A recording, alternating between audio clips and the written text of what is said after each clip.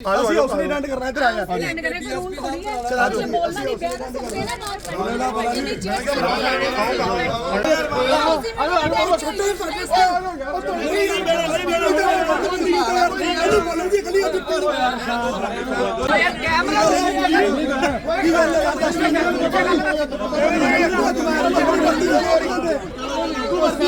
ਚਲੇ ਇੱਕ ਮਿੰਟ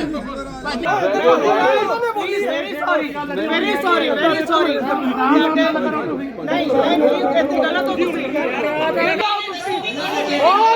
पट्टी नूं डराओ नहीं नंबर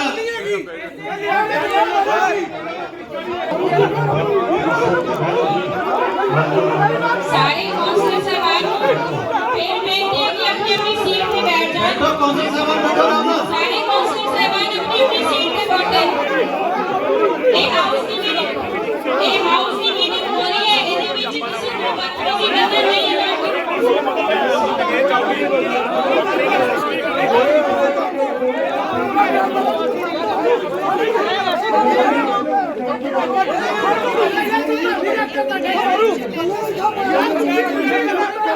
ਨੂੰ ਵੀ ਮੇਰੀ ਬੇਨਤੀ ਹੈ ਕਿ ਮਾਹੌਲ ਖਰਾਬ ਕਰ ਰਿਹਾ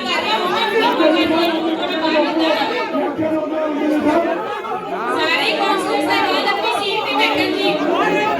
अपनी सीट पे बैठन जी और किसी ने भी किसी की शान के खिलाफ कुछ नहीं बोलना ऊपर नो होगा स्टेज पे होना लड़ो ना लड़ो ओ ब्रदर लड़ो ना सारे काउंसलर साहब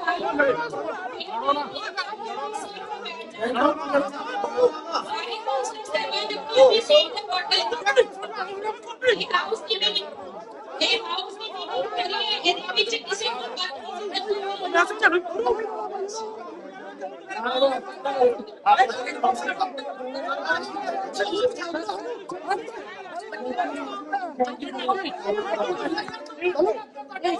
ਕੱਲੇ ਨੇ ਗਾ ਪਾਇਆ ਉਹ ਬੱਚੀ ਵਾਲੇ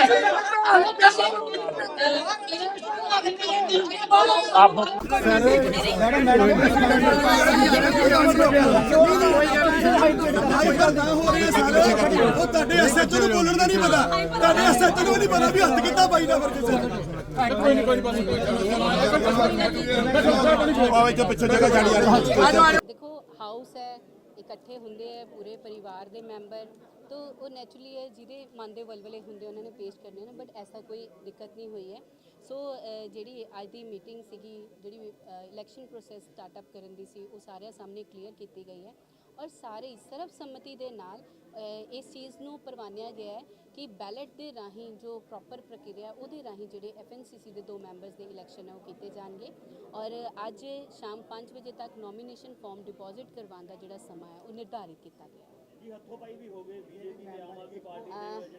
पहली बार देखने को मिले हत्थों पाई नहीं इस तरह की तो देखो स्पैशली ये गल कही गई है भी जो आप हाउस के बैठे होने अपन पार्टियां वक्रियां हो सकदियां अपने विचार वक्रे हो सकते हैं पर देखो असी सारे जाने इन्हां लखां लोगों के विचों 95 गिन के आए हैं और ये 95 की ड्यूटी बनती है कि वो एक दूसरे के उपर किते पर्सनल टिप्पणी ना करन बल्कि वो हाउस को रिप्रजेंट करते हुए अपना जो मुद्दा है उन्होंने रखन सो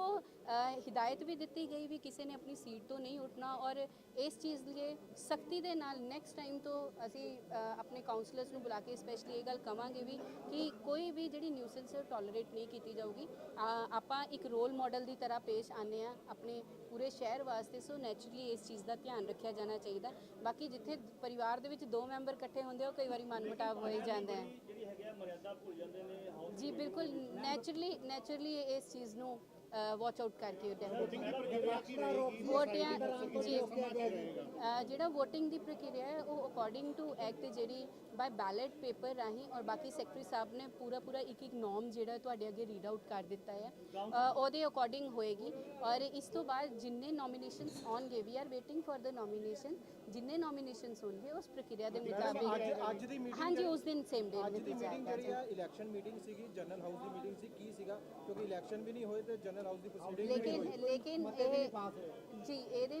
ਇਲੈਕਸ਼ਨ ਪ੍ਰੋਸੈਸ ਜਿਹੜਾ ਸੀ ਉਹ ਨਾਲ ਹੀ ਸਟਾਰਟਅਪ ਹੋਇਆ ਹੈ, ਕਿਉਂਕਿ ਅਗਰ ਤਾਂ ਬਾਈ ਰੇਜ਼ਿੰਗ ਆਫ ਹੈਂਡਸ ਹੁੰਦਾ ਤਾਂ ਫਿਰ ਉਹ ਇਮੀਡੀਏਟਲੀ ਡਨ ਹੋ ਜਾਣਾ ਸੀ, ਬਟ ਲੇਕਿਨ ਅਸੀਂ ਇਸ ਪ੍ਰਕਿਰਿਆ ਨੂੰ ਅਕੋਰਡਿੰਗ ਟੂ ਐਕਟ ਪੂਰਾ ਫੋਲੋ ਕਰਾਂਗੇ। ਸੋ ਹੁਣ ਤੋਂ ਸ਼ਾਮ ਦੇ 5 ਵਜੇ ਤੱਕ ਸਟਾਰਟ ਹੋਊਗਾ ਔਰ ਨੋਮੀਨੇਸ਼ਨ ਤੋਂ ਫਾਈਲ ਕਰਨ ਤੋਂ ਬਾਅਦ 72 ਘੰਟੇ ਦਾ ਜਿਹੜਾ ਸਮਾਂ ਉਹ ਦੇਣਾ ਜ਼ਰੂਰੀ ਹੁੰਦਾ ਹੈ, ਜਿਹਦੇ ਵਿੱਚ ਸਕਰੂਟਨੀ ਜਾਂ ਨੋਮੀਨੇਸ਼ਨ ਵਾਪਸ ਲੈਣ ਦੀ ਪ੍ਰਕਿਰਿਆ ਉਹ ਸਾਰੀ ਕੰਪਲੀਟ ਅਪ ਕਰਕੇ after 72 hours with full house we will be. ਵਿਰੋਧੀ ਧਿਰ ਦੇ ਕੌਂਸਲਰ ਕਹਿ ਰਹੇ ਸੀਗੇ ਕਿ 25 ਤਰੀਕ ਤੱਕ ਇਲੈਕਸ਼ਨ ਦੀ ਡੇਟ ਹਾਈ ਕੋਰਟ ਨੇ ਨਿਰਧਾਰਿਤ। ਦੇਖੋ ਮਾਨਯੋਗ ਹਾਈ ਕੋਰਟ ਨੇ ਜੋ ਦਿੱਤੀਆਂ ਨੇ ਹਦਾਇਤਾਂ ਉਹਨਾਂ ਦੀ ਇਨ ਬਿਨ ਪਾਲਣਾ ਹੋਏਗੀ। ਮਾਨਯੋਗ ਹਾਈ ਕੋਰਟ ਜੀ ਦੇ ਆਦੇਸ਼ਾਂ ਤੋਂ 1 ਇੰਚ ਵੀ ਅਸੀਂ ਕਿਤੇ ਬਾਹਰ ਨਹੀਂ ਹੈਗੇ। ਸੋ ਅਕੋਰਡਿੰਗ ਟੂ ਐਕਟ ਜੋ ਕੁਝ ਕਿਹਾ ਗਿਆ ਆ ਅਸੀਂ ਇਨ ਬਿਨ ਐਜ਼ ਇਟ ਇਜ਼ ਉੱਦਾਂ ਹੀ ਫੋਲੋ ਕਰ ਰਹੇ ਹਾਂ, ਨਾ ਕਿ ਮਾਨਯੋਗ ਹਾਈ ਕੋਰਟ ਦਾ ਕਿਤੇ ਵੀ ਉਲੰਘਣਾ ਨਹੀਂ ਕੀਤੇ ਜਾਂਦੇ। ਇਸ ਤੋਂ ਪਹਿਲੀਆਂ ਸਰਕਾਰਾਂ ਨੇ ਵੀ ਇਸ ਤਰ੍ਹਾਂ ਦੀ ਜੀ ਮੇਰੇ ਕੋਲ ਮੈਂ ਅਗਰ ਤੁਹਾਨੂੰ ਪਹਿਲੀਆਂ ਸਰਕਾਰਾਂ ਦਾ ਵੀ ਦਿਖਾ ਦਾਂ ਤਾਂ 1997 ਦੇ ਵਿੱਚ ਇਹ ਇਲੈਕਸ਼ਨ ਹੋਏ ਸੀ, ਤੁਹਾਡੇ ਸਾਹਮਣੇ ਨੇ ਜੀ, ਇਹ ਮੇਰੇ ਕੋਲ ਸਾਰਾ ਇਹਦਾ ਮੌਜੂਦ ਹੈਗਾ ਹੈ ਪ੍ਰਾਵਧਾਨ ਔਰ ਵੇਰਵਾ ਸਾਰਾ ਹੈਗਾ ਹੈ, ਔਰ ਇਹਦੇ ਵਿੱਚ 2 FNCC ਦੇ ਮੈਂਬਰ ਜਿਹੜੇ ਬਾਈ ਬੈਲਟ ਹੀ ਇਲੈਕਟ ਕੀਤੇ ਗਏ ਸੀ। ਇਸ ਤੋਂ ਬਾਅਦ 2014 ਦੇ ਵਿੱਚ ਇਹ ਵੀ ਮੈਂ ਤੁਹਾਡੇ ਅੱਗੇ ਰੱਖ ਰਹੀ ਹਾਂ, 2014 ਦੇ ਵਿੱਚ ਮਤਾ ਪਾਸ ਕੀਤਾ ਗਿਆ ਸੀ ਔਰ ਜਿਸ ਦੇ ਵਿੱਚ ਲਿਖਿਆ ਗਿਆ ਸੀ ਕਿ ਪ੍ਰਵਾਨ ਹੈ ਬਹੁ ਸੰਮਤੀ ਨਾਲ ਕੌਂਸਲਰਾਂ ਨੇ ਹੱਥ ਖੜੇ ਕਰਕੇ ਮੇਅਰ ਜੀ ਨੂੰ ਮੈਂਬਰਾਂ ਦੀ ਚੋਣ ਲਈ ਅਧਿਕਾਰ ਦਿੱਤਾ ਗਿਆ ਹੈ। ਸੋ ਇਹ ਸੇਮ ਪ੍ਰੋਸੈਸ ਹੈਗਾ ਆ ਜੋ ਫੋਲੋ ਅਪ ਕੀਤਾ ਗਿਆ ਸੀ, ਬਟ ਕਿਤੇ ਨਾ ਕਿਤੇ ਕਰਕੇ ਅਸੀਂ ਐਕਟ ਨੂੰ ਕਦੇ ਵੀ ਬਾਈਪਾਸ ਨਹੀਂ ਕਰਾਂਗੇ। ਜਿੱਦਾਂ ਸਾਡੇ ਪਰਿਵਾਰ ਦੀ ਸਹਿਮਤੀ ਹੋਗੀ, ਕਿਉਂਕਿ ਅਸੀਂ ਟਰਾਂਸਪੇਰੈਂਟ ਕੰਮ ਕਰਨਾ ਹੈ, ਕਿਤੇ ਵੀ ਸਾਨੂੰ ਇਹ ਨਹੀਂ ਅਸੀਂ ਜਤਾਣਾ ਚਾਹੁੰਦੇ ਵੀ ਇਹ ਗੱਲ ਕਹੀ ਜਾਵੇ ਕਿ ਕੋਈ ਬਿਲਕੁਲ ਧੱਕਾ ਕੀਤਾ ਹੈਗਾ ਜਾਂ ਕਿਤੇ ਵੀ ਟਰਾਂਸਪੇਰੈਂਸੀ ਹੈ ਜਿਹੜੀ ਉਹ ਨਹੀਂ ਹੋ ਰਹੀ। ਸੋ ਇਸ ਚੀਜ਼ ਨੂੰ ਧਿਆਨ 'ਚ ਰੱਖਦੇ ਹੋਏ ਜਿਸ ਤਰ੍ਹਾਂ ਸਾਰੇ ਹਾਊਸ ਦੀ ਸਹਿਮਤੀ ਹੋਈ ਹੈ ਅਸੀਂ ਉਸੇ ਪ੍ਰਕਿਰਿਆ ਨਾਲ ਚੱਲਾਂਗੇ ਔਰ ਜਿਹੜੇ ਵੀ ਬਹੁਮਤ ਦੇ ਨਾਲ ਬੰਦੇ ਹੋਏ 2 ਮੈਂਬਰਸ ਹੋਣਗੇ ਉਹਨਾਂ ਨੂੰ FNCC ਦੇ ਵਿੱਚ ਨਿਯੁਕਤ ਕੀਤਾ ਜਾਏਗਾ। ਐਕਟ ਦੇ ਮੁਤਾਬਿਕ ਚੁਣਾਵ ਹੋਣਗੇ ਜਾਂ ਪਿਛਲੀ ਪ੍ਰਥਾ ਦੇ ਨਾਲ? ਐਕਟ ਦੇ ਅਕੋਰਡਿੰਗ MLA ਵੋਟ ਪਾਉਂਗੇ? ਉਹ ਜੋ ਪ੍ਰਾਵਧਾਨ ਕਹੇਗਾ, ਜੋ ਐਕਟ ਲੀਗਲ ਐਡਵਾਈਸ ਕਹੇਗੀ ਅਸੀਂ ਇਨ ਬਿਨ ਉਦਾਂ ਹੀ ਚੱਲਾਂਗੇ। MLA ਦਾ ਪ੍ਰੋਵੀਜ਼ਨ ਉਹ ਤੁਸੀਂ ਨਹੀਂ ਦੱਸ ਸਕਦੇ, ਮੈਂ ਨਹੀਂ ਦੱਸ ਸਕਦੀ ਕਿਸੇ ਦੇ ਕਹਿਣ ਨਾਲ ਜੀ। ਆ ਪਿਛਲੇ ਪ੍ਰਾਵਧਾਨਾਂ ਦੇ ਵਿੱਚ ਤਾਂ ਬਹੁਤ ਕੁਝ ਹੈ ਔਰ ਇਹਦੇ ਵਿੱਚ MLA ਸਾਹਿਬਾਨਾਂ ਦਾ ਮੈਂ ਤੁਹਾਨੂੰ ਦਿਖਾ ਦਿੰਨੀ ਆ। 70 ਕਾਉਂਸਲਰ ਸੀਗੇ, 5 MLA ਸਾਹਿਬਾਨ ਸੀ, ਉਹਨਾਂ ਦੀ ਟੋਟਲ VOTING ਇੱਥੇ ਨਾਲ ਹੋਈ ਹੈ। ਸੋ ਅਗਰ ਤਾਂ ਅਸੀਂ ਕਿਸੇ ਦੇ ਕਹਿਣ ਦੇ ਮੁਤਾਬਿਕ ਚੱਲੀਏ, ਆ ਤੁਸੀਂ ਦੇਖ ਸਕਦੇ ਹੋ ਉਸ ਵੇਲੇ ਦੇ ਜਿਹੜੇ 5 MLA ਸਾਹਿਬਾਨ ਸੀ, ਮਹੇਸ਼ਿੰਦਰ ਗਰੇਵਾਲ, ਹੀਰਾ ਸਿੰਘ ਗਾਬੜੀਆ, ਬਿਕਰਮਜੀਤ ਸਿੰਘ ਖਾਲਸਾ, ਸਤਪਾਲ ਗੁਸਾਈ ਔਰ ਰਾਕੇਸ਼ ਪਾਂਡੇ ਮੈਂਬਰ ਵਿਧਾਨ ਸਭਾ, ਇਹਨਾਂ ਦੇ ਕੁੱਲ ਮਿਲਾ ਕੇ 70 + 5 ਇਹ 75 ਜਿਹੜੀਆਂ ਵੋਟਾਂ ਆ ਦੇਖੋ 5 ਮੈਂਬਰਾਂ ਦੇ, ਇਹ 1997 ਦੇ 1997 ਦੇ। ਸੋ ਆਪਾਂ ਕਿਸੇ ਦੇ ਕਹਿਣ ਤੇ ਨਹੀਂ ਜਾਣਾ, ਨਾ ਤੁਸੀਂ ਮਾਨਯੋਗ ਹਾਈ ਕੋਰਟ ਤੋਂ ਉੱਪਰ, ਨਾ ਮੈਂ, ਮੇਰੀ ਇੰਨੀ ਹੈਸੀਅਤ ਨਹੀਂ ਕਿ ਵੀ ਮੈਂ ਮਾਨਯੋਗ ਹਾਈ ਕੋਰਟ ਜਾਂ ਸਾਡੇ ਸਤਿਕਾਰਯੋਗ ਸੰਵਿਧਾਨ ਦੀ ਕਿਸੇ ਵੀ ਧਾਰਾ ਦੀ ਅਸੀਂ ਉਲੰਘਣਾ ਕਰ ਪਾਈਏ। ਜੋ ਧਾਰਾ ਦੇ ਵਿੱਚ ਹੋਏਗਾ, ਜੋ ਐਕਟ ਦੇ ਵਿੱਚ ਹੋਏਗਾ, ਅਸੀਂ ਇਨ ਬਿਨ ਉਸੇ ਤਰੀਕੇ ਨਾਲ ਚੱਲਾਂਗੇ। ਧੰਨਵਾਦ ਜੀ।